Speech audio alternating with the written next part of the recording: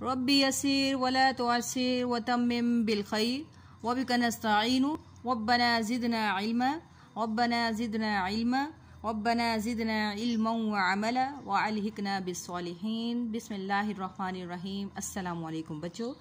जी बच्चों, ये है आपके इस्लामियात का पीरियड। तो हमने कल शुरू किया था सबक तहारत और पाकीज़गी। इसकी हमने रीडिंग कर ली थी, आप लोगों ने भी यकीनन इसकी रीडिंग कर ली होगी। तो अब ले आए अपनी इस्लामियात की कॉपीज़। आज हम कॉपी वर्क करने जा रहे हैं। तो सबसे पहले लिख लें इंडेक्स। जी डेट है जुमातुल मुबारक 30 अप्रैल सन 2021 और कॉर्नर पे है जी जमात का काम।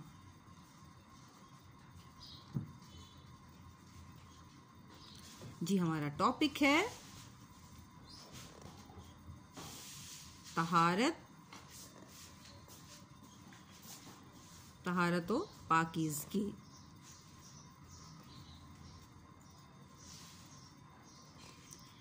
जी तो आज हम इसमें करेंगे सवालों के जवाबात।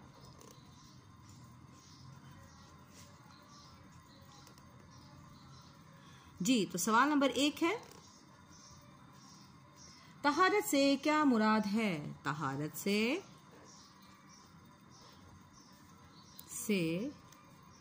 क्या मुराद है?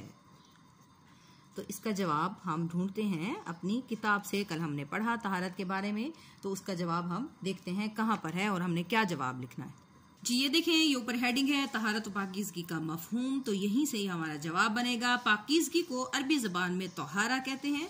तहारत महज सफाई ही नहीं बल्कि इससे मुराद जिस्म, जान, लिबास और माहौल की पाकीज़गी है। तो यहाँ तक इसका जवाब है, जो कि आप खुद से लिखेंगे। ठीक है, मैं आपको सिर्फ पैटर्न बता रही हूँ किस तरीके से आपने लिखना है। सवाल का जवाब है, पाकीज़गी को अरबी ज़बान में तहारा कहते हैं। तहारत महज सफाई ही नहीं बल्कि इससे मुराद जिस्म, जान, लिबास और माहौल की पाकीज़गी है। जी यहाँ से लेकर आपका यहाँ तक जवाब बनता है, जो कि पेज नंबर 42 पर है। अब लिखते हैं हम सवाल नंबर 2। जी देखिए, सवाल नंबर 2 है, सफाई और पाकीज़गी की अहमियत। सफाई और पाकीज़गी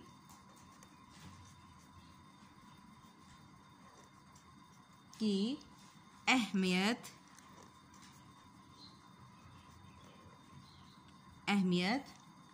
कुरान व हदीस की रोशनी में क्या है?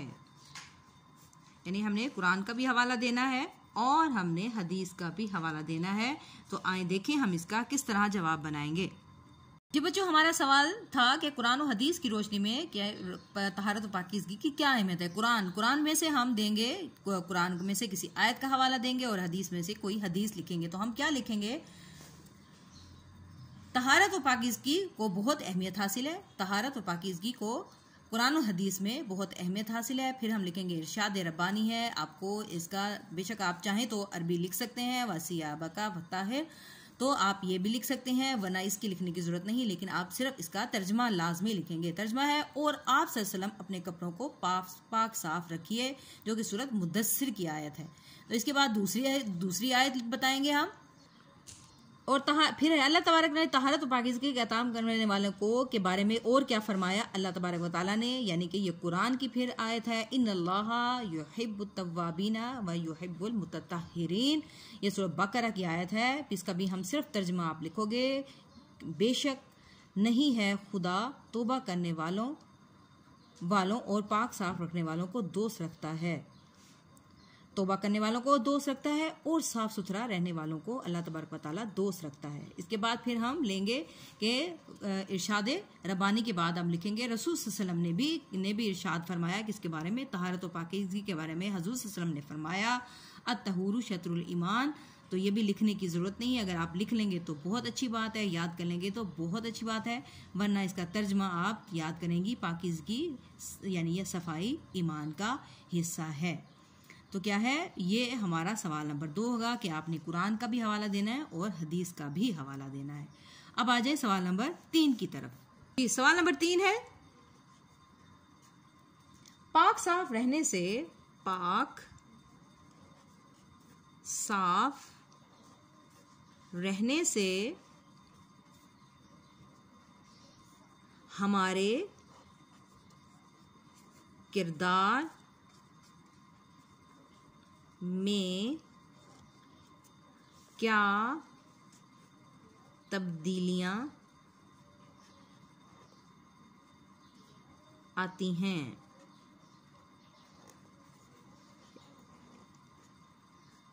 यह है हमारा सवाल नंबर 3। तो इसका जवाब देखते हैं हम किताब में क्या है।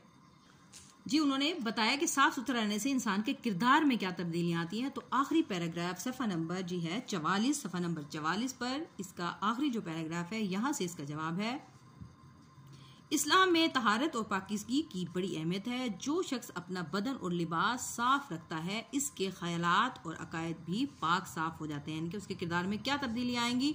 पाक साफ इंसान अपने आप को बुरी आदत, मसलन गीबत, झूठ, फजूल खर्ची, हसद, कीना और बेहया वगैरह से बचाता है। इसे अमाल की तहारत कहते हैं। तहारत से इंसान पाक साफ और खुश खुरम रहता है। इसकी सोच पाकीज़ा और अमल नेक हो जाता है। इसकी इबादत कबूल और दुआएं पूरी होती हैं। इसमें कोई शक नहीं कि तहारत कुर्ब इलाही की कुंजी है। ये पूरा का पूरा जो पैराग्राफ है आपका सवाल नंबर 3 का जवाब है।